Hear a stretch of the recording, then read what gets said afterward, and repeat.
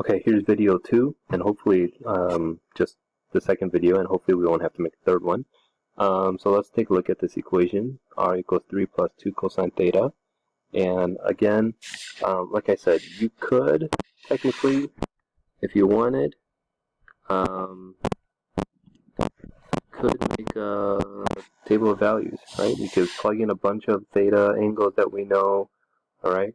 And you can use your calculator, make sure it's in radian mode, and then it'll give you an R value, and you can plot those points to see what the graph is going to look like, all right?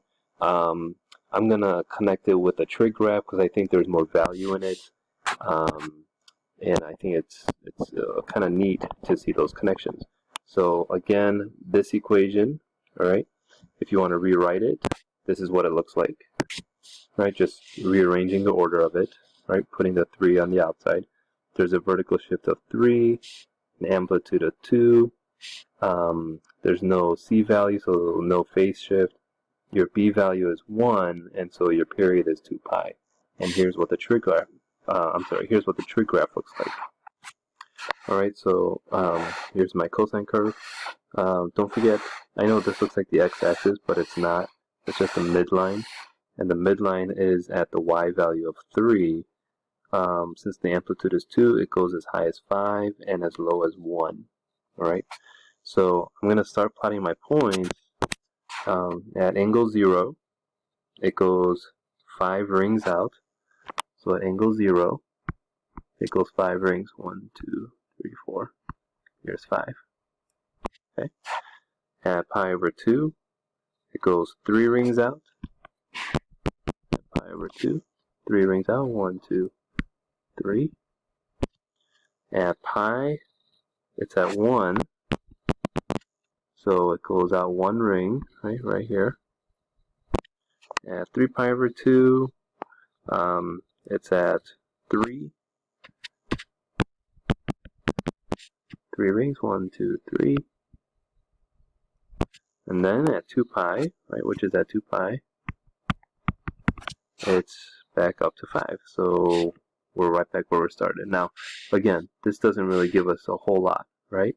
And so we've got to somehow kind of fill in the gaps, all right? So what I'm going to do is first pick blue, right? I'm actually going to use, and I'm not going to use pi 6 this time. I'm going to use pi thirds, right? And the reason is, I'm going to show some work here. Our equation is 3 plus 2 cosine theta, right? If theta is equal to pi thirds, we know that the equation is going to be 3 plus 2 cosine of pi thirds. And what's the cosine of pi thirds? This is 1/2, right? Now I could, oops, sorry about that. I could use, pi 6, right? But the cosine of pi 6 is root 3 over 2, right? Now, like I said, there's nothing wrong with using that. You can create a table if you want. But I know that cosine of pi thirds is going to give me a nice 1/2. And so I get 3 plus 2 times 1/2, which is equal to 4, I believe, right? So at pi thirds, you go 4 rings out. That's nice. It's a nice number.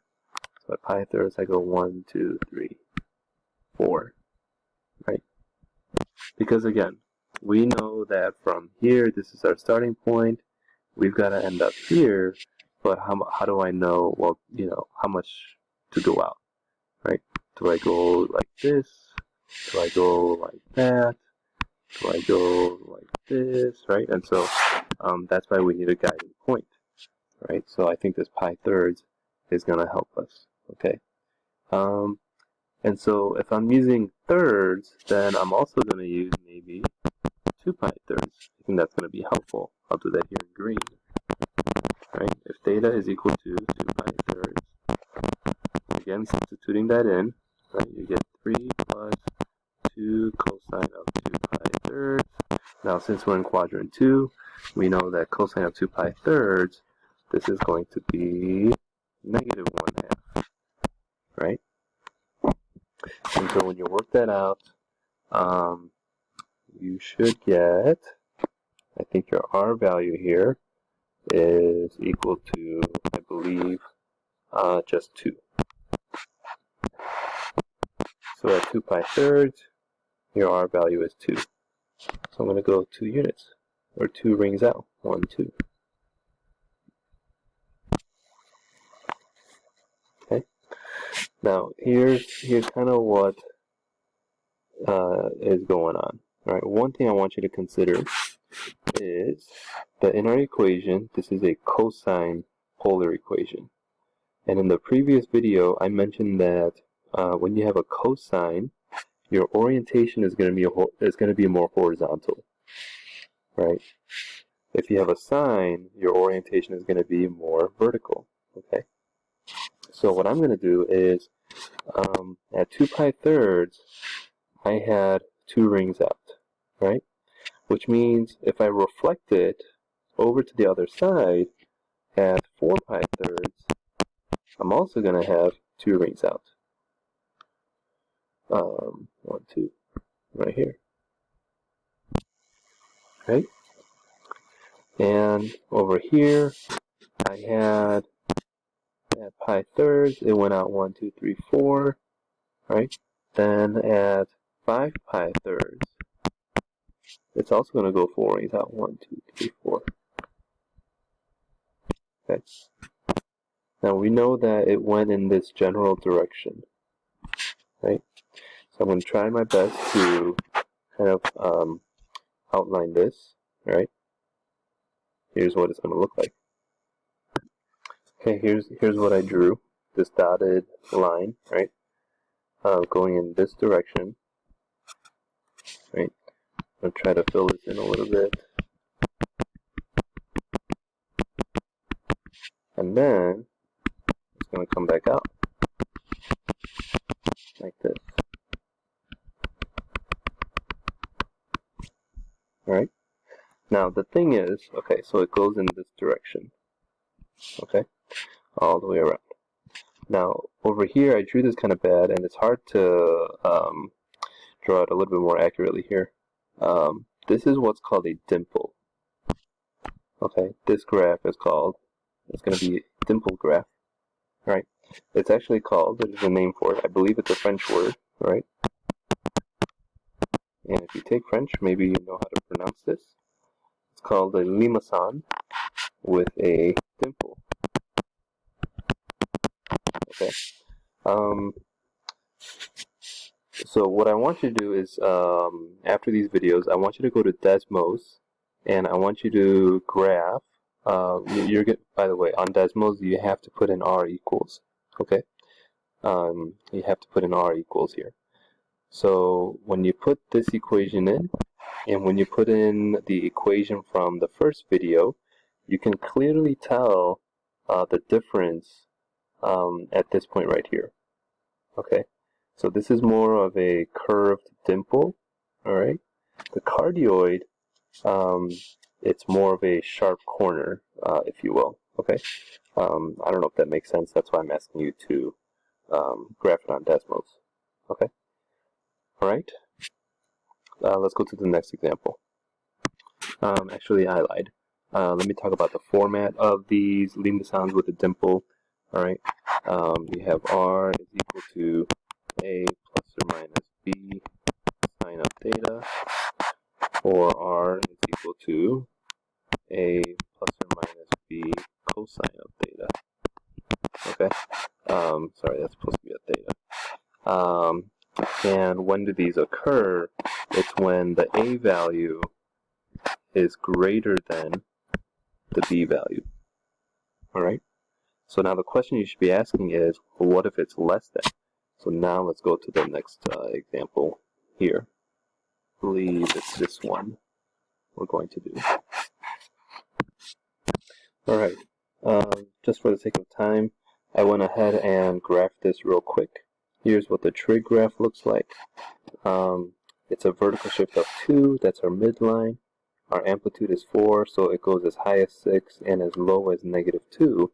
Now this part is it's going to be very important, and it's actually kind of neat, and I'm going to tell you why this is going to be important in a little bit. But in between 2 and -2, we know that that's where the official that's where the official x-axis is, right? So this is actually 0. Okay, this is the x-axis. The y value is 0. That's going to be very, very important in a little bit. Okay, so let's plot these points. At angle 0, we've got 6. 1, 2, 3, 4, 5. That takes us out to the end. That's angle 0. At pi halves, we're at 2. 1, 2. At pi, we're at -2. So at pi, now you gotta be careful. That's at pi, -2 means we actually go this way, right? We gotta go the opposite way since it's negative. Okay, this will make sense in a little bit. At 3 pi over 2, right here, it's at 2, so we're gonna go 2 units, 1, 2. And then at 2 pi, we're back at 6, right? So over here. So, how does this work? Like, the way we drew it, we went from here to here, right? And then where do we go? And then does it go like this, right? No, that's actually not what happens. Okay. All right. This is the really neat part that I want to show you. So I'm gonna go back here, the x-axis. How many times does the cosine curve hit a y value of 0? Twice. Here and here. Now we don't know those angle measures. So look at what happens. Alright? We went from here down to here.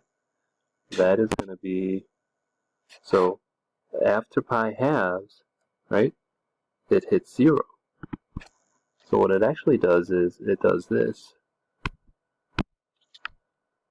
Oops, sorry about that. Actually, what I'm going to do is, before we do that, I'm going to, let's do this. We need some guiding points. So since we're doing cosine, I'm going to use pi thirds again. Alright, because I want a nice guiding point. Okay, so I'm going to plug in pi thirds into my equation, and this is what you get here. So you get 4. So at pi thirds you go 1, 2, 3, 2, 3, 4 rings. I also know that because it's a cosine, my orientation is horizontal. So at 5 pi thirds, I'm also going to go 4 rings out. 1, 2, 3, 4. Okay, now here's where it gets neat. Alright, we went from here, we're going to go like this, right, down to here, and then after pi halves, what happens? It goes to 0, right?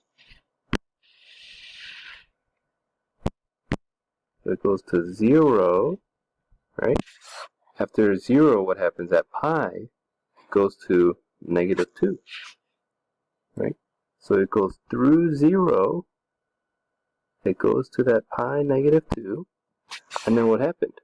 You see it right here. It comes back up, and it has to hit 0 again. So it comes like this, right? Here's my arrow, here's my arrow, here's my arrow. It's going around, and then after that, where does it have to go? It has to come back here now. That's what it looks like here. Alright, this video is going to end in 30 seconds. Guys, this right here, this is our loop. Okay, that's what's going on right here. Alright, so this is a limmason also, but with a loop. Here are the general equations. Alright, This occurs when A is less than B.